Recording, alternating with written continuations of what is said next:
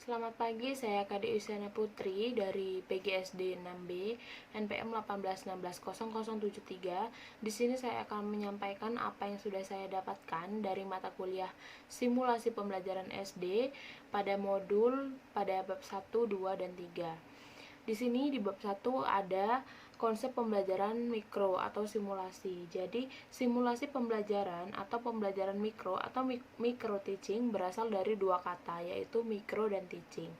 Mikro yang berarti kecil, sempit, sedangkan teaching berarti mendidik atau mengajar. Jadi, micro teaching adalah salah satu pendekatan atau cara untuk melatih penampilan mengajar yang dilakukan secara mikro atau disederhanakan dalam waktu dan akomodasi yang terbatas. Tujuan dan manfaat pembelajaran mikro. Keberadaan pembelajaran mikro dalam struktur kurikulum pendidikan guru dimaksudkan untuk memfasilitasi para calon guru dalam mempelajari, mempraktekkan, mendiskusikan hal-hal yang terkait dengan keterampilan mengajar. Jadi secara lebih luas, pembelajaran mikro sebagai laboratorium pembinaan kemampuan mengajar tidak terbatas hanya bagi para calon guru, melainkan banyak dibutuhkan oleh para guru dengan maksud untuk lebih meningkatkan kemampuan mengajarnya. Manfaat pembelajaran mikro. Yang pertama, manfaat bagi mahasiswa atau calon guru. Jadi setiap mahasiswa calon guru dapat melatih bagian demi bagian dari setiap keterampilan mengajar yang harus dikuasainya secara lebih terkendali dan terkontrol. Dan setiap mahasiswa atau calon guru dapat melakukan proses latihan ulang untuk memperbaiki terhadap kekurangan maupun untuk lebih meningkatkan kemampuan yang telah dimilikinya. Selanjutnya, manfaat bagi para guru. Para guru baik secara mandiri maupun bersama-sama dapat berlatih untuk lebih meningkatkan kemampuan mengajar yang telah dimilikinya. Yang ketiga yaitu manfaat bagi supervisor. Jadi dapat memperoleh data yang objektif dan komprehensif tingkat kemampuan para calon guru maupun guru dalam hal kemampuan mengajar yang harus dikuasai sesuai dengan tuntutan profesinya. Dapat memberikan masukan, saran, maupun solusi yang akurat karena didasarkan pada data atau informasi yang lengkap sesuai hasil pengamatan dari pembinaan melalui pembelajaran mikro yang telah dilakukannya. Prinsip pembelajaran mikro. Jadi prinsip umum pembelajarannya antara lain yang pertama, prinsip perhatian dan motivasi, yaitu suatu aturan atau ketentuan untuk memusatkan pikiran dan seluruh kekuatan energi untuk tertuju dan disalurkan pada kegiatan pembelajaran. Jadi oleh karena itu, setiap guru dalam membimbing kegiatan pembelajaran harus mampu memusatkan, memelihara dan membangkitkan perhatian dan motivasi belajar siswa. Yang kedua, aktivitas. Jadi aktivitas itu adalah proses kegiatan yang aktif, baik aktivitas pikiran, fisik, sosial maupun emosional.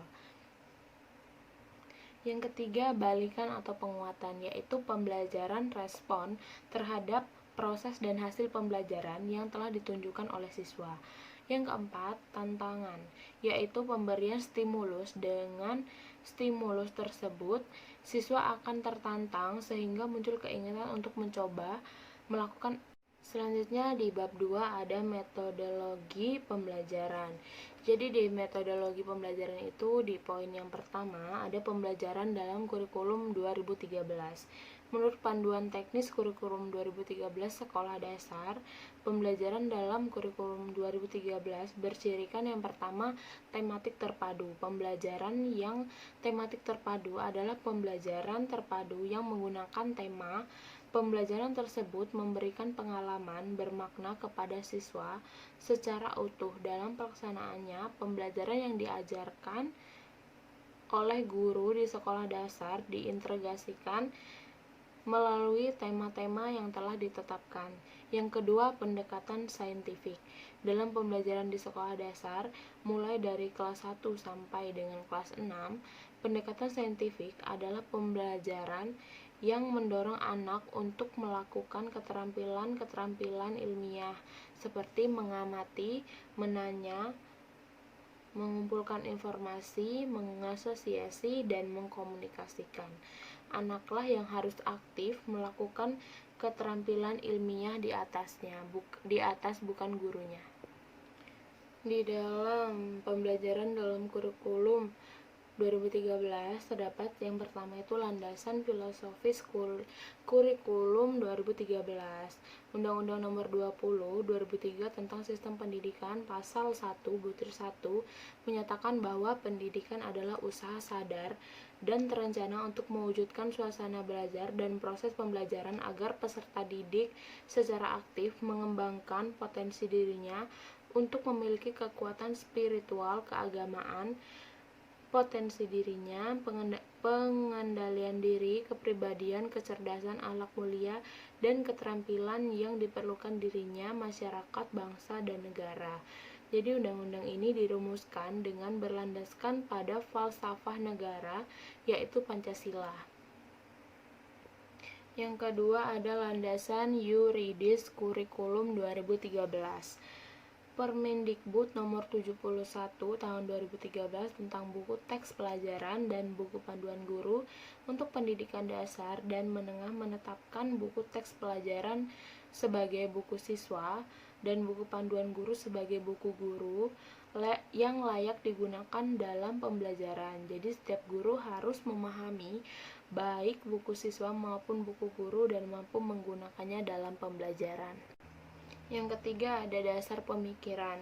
Pedoman khusus penerapan RPP dalam pembelajaran adalah pedoman operasional dari pedoman umum pembelajaran yang diatur dalam Permendikbud Nomor 81A Tahun 2013 tentang implementasi kurikulum. Jadi pedoman khusus ini berisi tentang tujuan dan lingkup pedoman, langkah-langkah penerapan RPP dalam pembelajaran, model-model penerapan pembelajaran, penilaian proses pembelajaran, dan penutup. Selanjutnya di bagian yang kedua ada penerapan pembelajaran tematik. Jadi pelaksanaan pembelajaran tematik SD mengacu pada buku panduan guru dan buku siswa. Guru perlu mengembangkan buku tersebut sesuai dengan pendekatan saintifik. Selain itu, jadwal pembelajaran perlu dibuat oleh guru.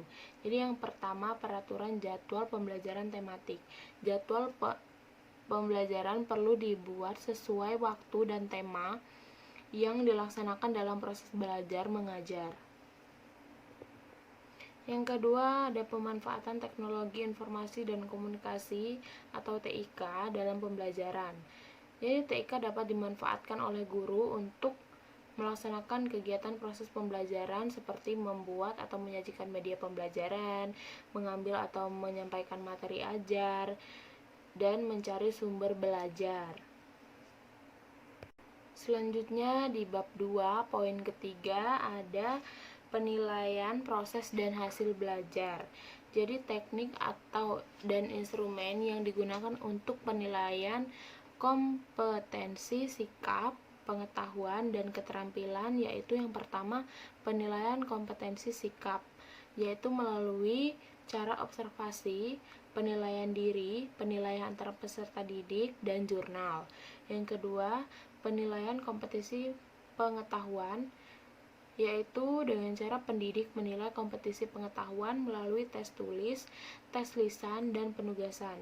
Yang ketiga, ada penilaian kompetensi keterampilan. Jadi pendidik menilai kompetensi keterampilan melalui penilaian kinerja, yaitu penilaian yang menuntut peserta didik mendemonstrasikan suatu kompetensi tertentu dengan menggunakan tes praktik, proyek, dan penilaian portofolio. Nah, di bab yang ketiga ada keterampilan dasar mengajar.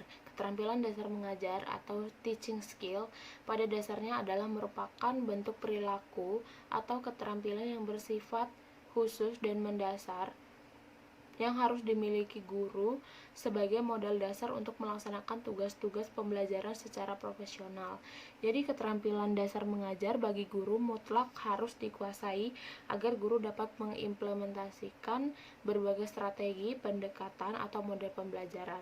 Dengan dikuasainya setiap jenis keterampilan dasar mengajar, maka guru akan dapat melaksanakan perannya sebagai pengelola pembelajaran yang baik. Jadi ada beberapa keterampilan yang perlu diketahui oleh calon guru atau mahasiswa ataupun pendidik, diantaranya yang pertama, keterampilan membuka pelajaran. Membuka pelajaran atau set induction adalah kegiatan yang dilakukan untuk memulai pembelajaran. Seperti kita sering saksikan dalam kegiatan sehari-hari, misalnya kita sering mendengar acara pembukaan, yaitu kegiatan mengawali sebelum memasuki kegiatan pokok. Jadi, seperti itulah halnya dalam pembelajaran. Kegiatan pembukaan adalah kegiatan mengawali sebelum kegiatan inti pembelajaran. Yang kedua ada keterampilan mengelola kelas. Jadi kelas merupakan wahana paling dominan bagi terselenggaranya proses pembelajaran bagi peserta didik. Kedudukan kelas yang begitu penting mengisyaratkan bahwa guru harus profesional dalam mengelola kelas agar terselenggaranya proses pendidikan dan pembelajaran yang efektif dan efisien.